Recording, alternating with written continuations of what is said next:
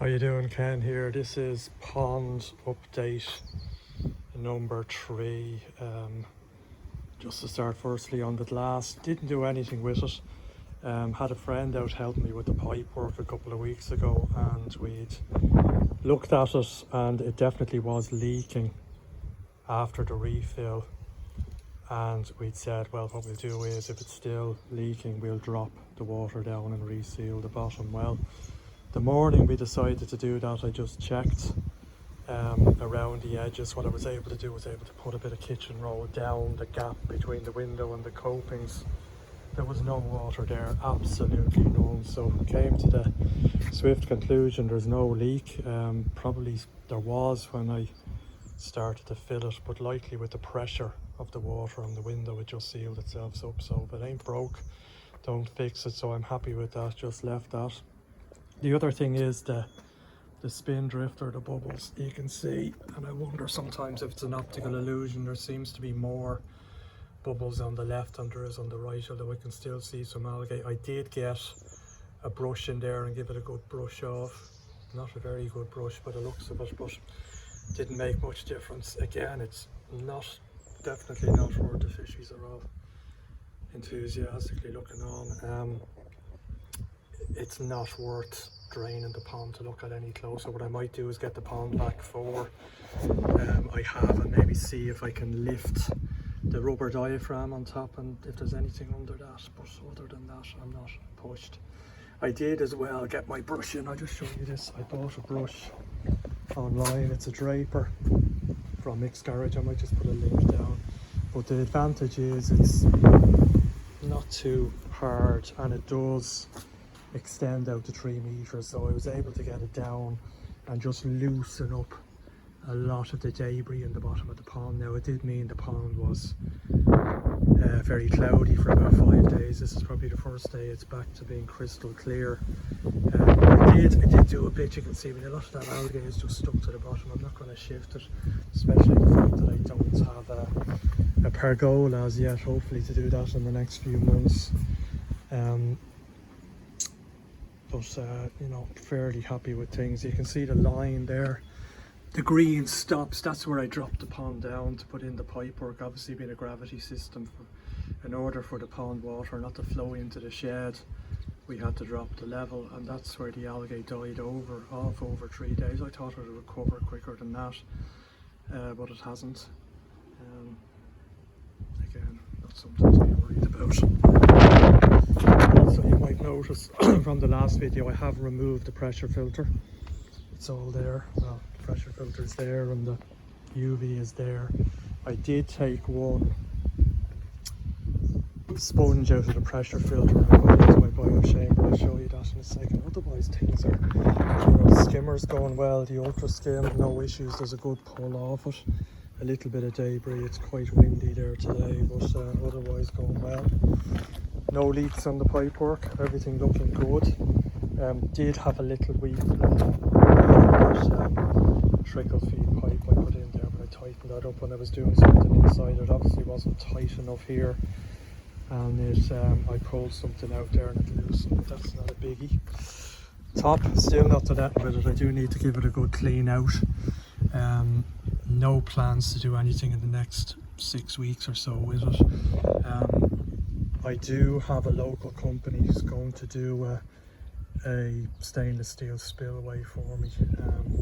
I haven't pulled the trigger on it yet because it's stainless steel. It's dear enough. It's €280 or 250 or so pounds, so it's dear enough. You know, really with the waterfall, I'm only going to have that running in the summer months. You know, the main reason for that is that the water tends to be warmer at the bottom of the ponds, and you don't want to be pulling warm water over and throwing it into the top of the pond. It's just not warm enough at the minute to do it. It's grand during the day, but it's at night. I mean, it's still dropping down to around 4 or 5 degrees here anyway in Dublin. So I will pull the trigger on that in the next couple of weeks, but there's no mad hurry on it. But I will give this a clean out before I do anything. The other plan I have is to put a few baskets of maybe alpha grog or something in there, and maybe a few lilies or something. my pond being standalone, it doesn't really suit a backy shower. I'm not mad on the look of backy showers either, and where you'd put it, and I'm fairly exposed here. I know when they're full of water they're heavy enough it would stay, but probably I get the same benefit by putting a few baskets of alpha grog into the back here. That's just constantly turning over into the top of the pond. It will help the filtration during the summer. The net, yeah, I know it looks crap, and the stuff I have around it, it really is just temporary. I need to get a more permanent solution. I'm right on the coast here, so about 300 yards up the road there's an estuary, and there's just herons. You know, I have to say I haven't seen one on this pond. The old pond, we used to see them regularly, particularly first thing in the morning, coming down and letting the dogs out. You know, more times than not there'd be a heron around the pond and they'd fly off. I've seen them on the garage and the shed, so they're definitely keeping a look. You know, some would say to you, oh well, once they can't wade in you're okay, but I don't feel comfortable. You know, even though they can't wade in, they can still do damage to a large fish, or you know, they use bait. They're sneaky buggers, you know, they actually do. And I've seen in the old pond, they will drop worms and bits and pieces to try and lure the fish up to the top, even though the fish might be afraid, and down the bottom they try to lure them up. So I don't trust them, but I will maybe get a better looking net and put something drilled into along the side that I can secure it, so I don't need anything on the copings. But unfortunately, you can just hear the drum flushing there into the drain. Unfortunately, I don't have another solution at the moment. So yeah, if you think it looks crap, I agree with you. Just let's have a look in the filter house then, and I'll update you on that. But otherwise, yeah, the water's crystal clear. The window could do with a clean, but overall pretty happy the way things are going.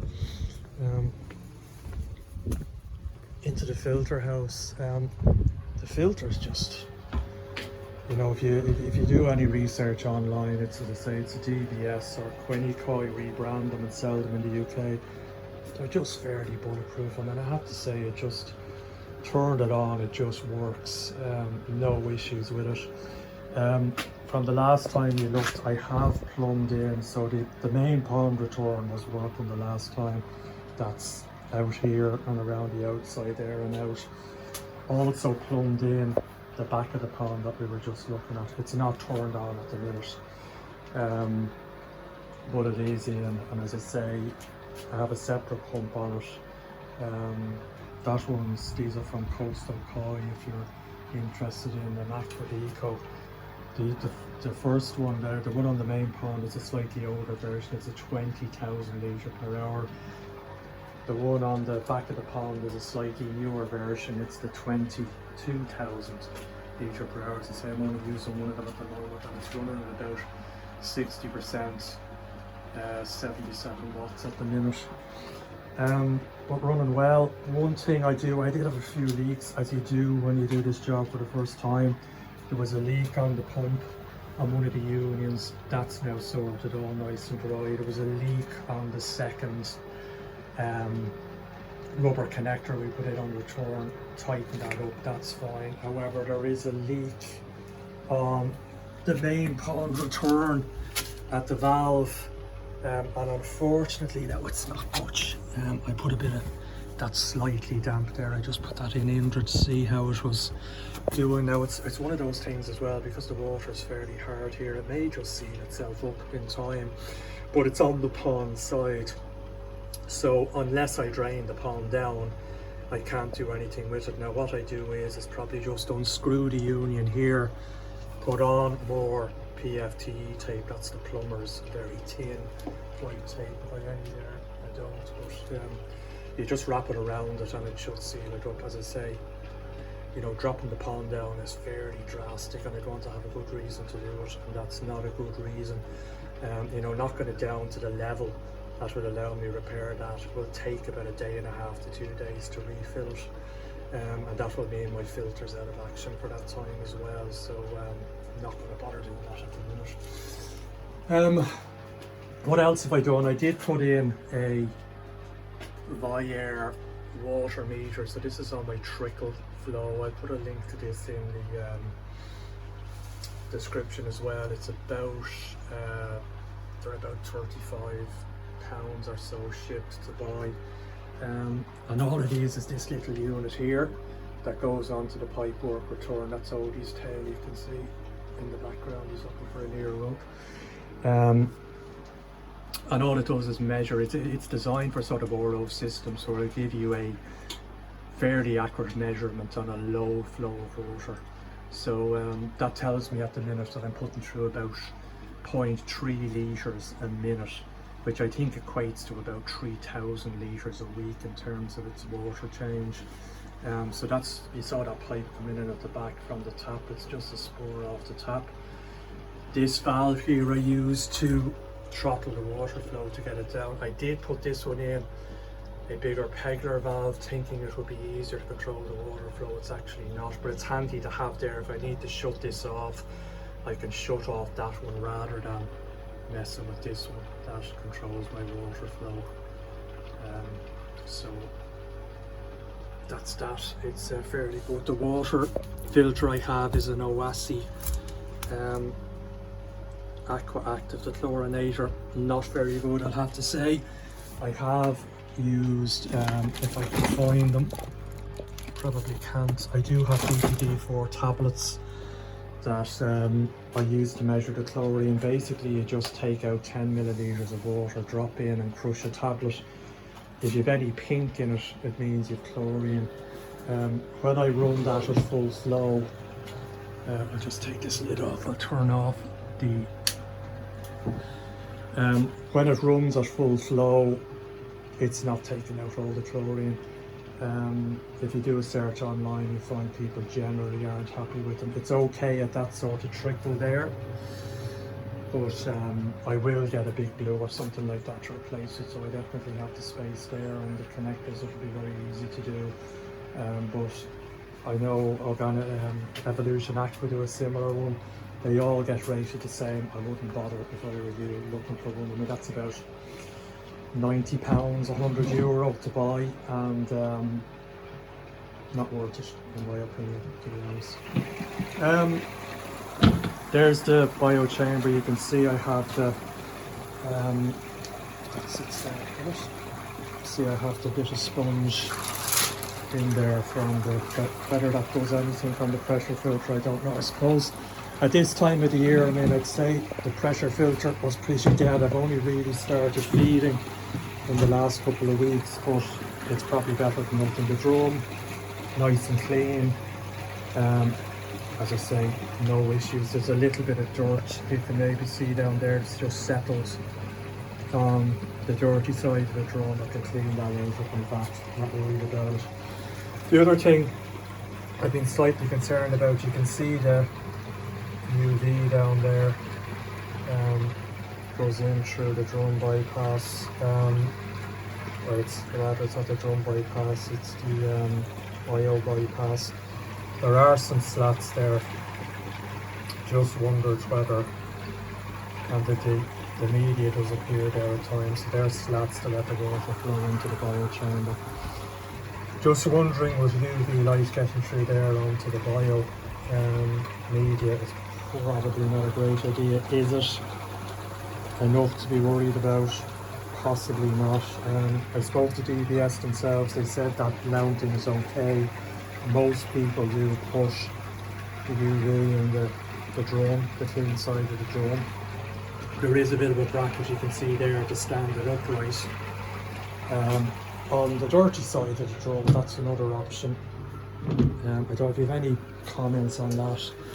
You might let me know. I probably think, you know, the media is not getting close enough to the UV. I'll just turn it back on, because when I turn it off, I keep forgetting to turn it back on.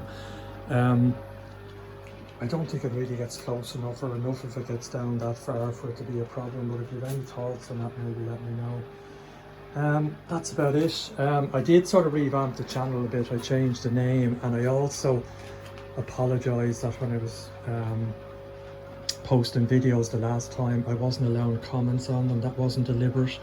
It was my ignorance. I think I've fixed that. So if you have comments or questions, just ask away. If you have any specific areas in pond you want me to comment on, or just maybe do a deep dive video on, again, let me know.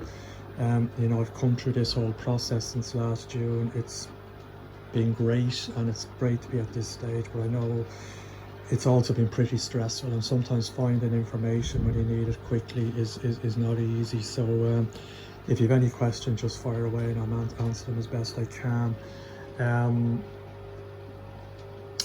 I think that's about it. So until the next time, thanks and all the best.